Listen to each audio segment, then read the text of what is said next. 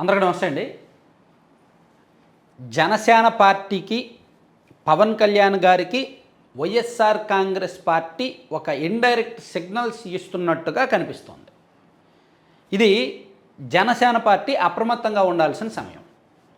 ఎందుకంటే పవన్ కళ్యాణ్ గారిని పొగిడి చంద్రబాబు గారిని తిట్టడం, జనసేన పార్టీని పొగిడి తెలుగుదేశం పార్టీని తిట్టడం, ఇది ప్రస్తుతం వైసీపీలో చాప కింద నీరులాగా చాలా చాకచక్యంగా వాళ్ళు అమలు చేస్తున్న వ్యూహం. 10 రోజుల కిందట విజయసాయిరెడ్డి గారు ఒక ట్వీట్ చేశారు. అదే తరహా ఆలోచన, అదే తరహా రాజకీయ పంధాను విజయసాయిరెడ్డి గారు కొనసాగిస్తున్నారు. ఆ తర్వాత రోజు కూడా మరో ట్వీట్ చేశారు. అలాగే అంబటి రాంబాబు గారు పవన్ కళ్యాణ్ గారిని ఉద్దేశించి మొన్న ఒక కామెంట్ చేశారు. సాక్షి టీవీ డిబేట్లో, ఈశ్వర్ గారి డిబేట్లో పవన్ కళ్యాణ్ గారు ఒక ప్రముఖమైన నాయకుడు, ప్రస్తుతం కీలక స్థాయిలో ఉన్న నాయకుడు, అతను ఓటింగ్ పర్సంటేజ్ పెరిగింది, రాష్ట్రంలో కూడా చక్రం తిప్పుతున్నారు, సో అతని అవసరం రాష్ట్రానికి ఉంది అనేటట్టు అంబటి రాంబాబు గారు కొన్ని సిగ్నల్స్ ఇచ్చారు.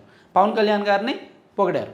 ఇక్కడ పవన్ కళ్యాణ్ గారిని పొగడ్డాన్ని నేను తప్పట్లా, కానీ వైసీపీ వాళ్ళు ఉద్దేశపూర్వకంగా పవన్ కళ్యాణ్ గారిని ఆకాశానికి ఎత్తుతున్నారు అంటే, అదే నోటితో టీడీపీని తిడుతూ చంద్రబాబు గారిని తిడుతున్నారు అంటే దాని అర్థం ఏమిటి? జనసేన పార్టీకి ఇండైరెక్ట్గా సిగ్నల్స్ పంపిస్తున్నట్టేగా.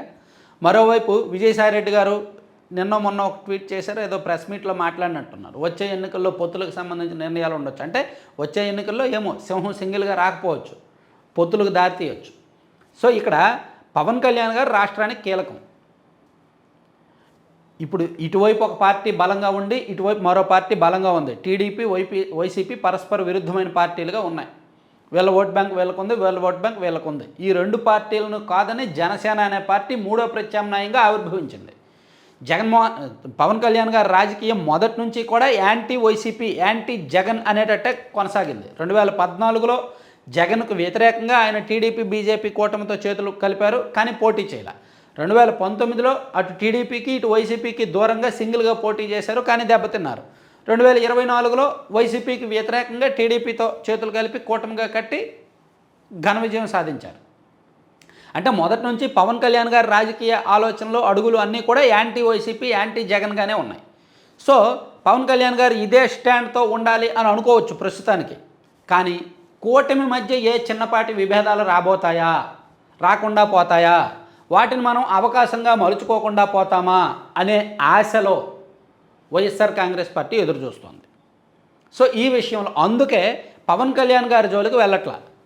ఈ వ్యూహం ఇప్పుడుది కాదు, గత 4 నెలల నుంచి కూడా వైసీపీ అమలు చేస్తుంది. జగన్మోహన్ రెడ్డి గారు కూడా ఆయన మాటల్లో కూడా చంద్రబాబు గారినో లోకేష్ గారినో తెలుగుదేశం పార్టీనో శత్రువులుగా చూస్తూ కామెంట్స్ ఉంటాయే తప్ప పవన్ కళ్యాణ్ గారిని పూర్తి స్థాయిలో కామెంట్స్ చేయట్లేదు.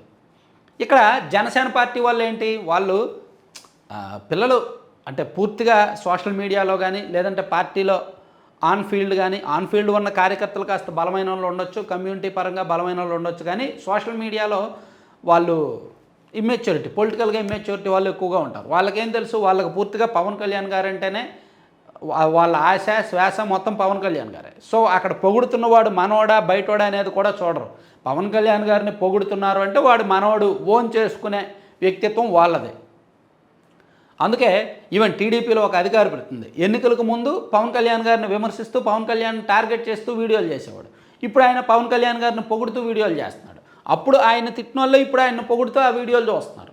అట్లా వైసీపీ వాళ్ళు కూడా గతంలో పవన్ కళ్యాణ్ గారిని శత్రువుగా చూసి ఇప్పుడు పవన్ కళ్యాణ్ గారిని ఓన్ చేసుకునే ప్రయత్నం చేసేసరికి జనసేన క్యాడర్ వీళ్ళని ఓన్ చేసుకునే ప్రమాదం ఉంది. సో అది ఉంది. ఎందుకంటే ఇక్కడ పవన్ కళ్యాణ్ గారిని దారిలోకి తెచ్చుకోవడానికి వైసీపీకి 2 వ్యూహాలు ఉన్నాయి.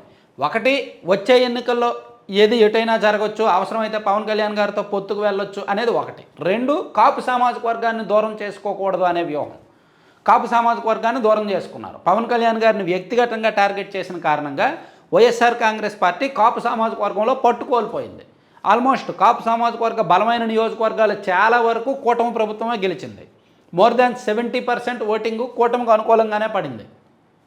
సో అది 50-50 చేయాలంటే అంటే కాపు ఒకటి పవన్ కళ్యాణ్ గారిని దగ్గర చేర్చుకోవాలి, లేని పక్షంలో అట్లీస్ట్ వాళ్ళకు దూరమైన కాపు సామాజిక వర్గ ఓట్లైనా సరే దగ్గరికి చేర్చుకోవాలి.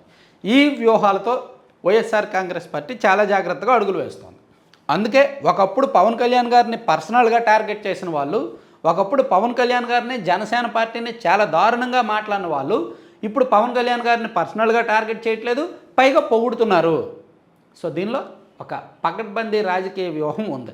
అది కమ్యూనిటీ వ్యూహం, కమ్యూనిటీ ఓట్ల వ్యూహం, ప్లస్ జనసేన పార్టీతో భవిష్యత్తులో అవసరం ఉండొచ్చేమో అనే ముందు చూపు, దూరాలోచన. సో దీని పట్ల జనసేన అప్రమత్తంగా ఉంటే బెటర్ అన్నమాట. Thank you.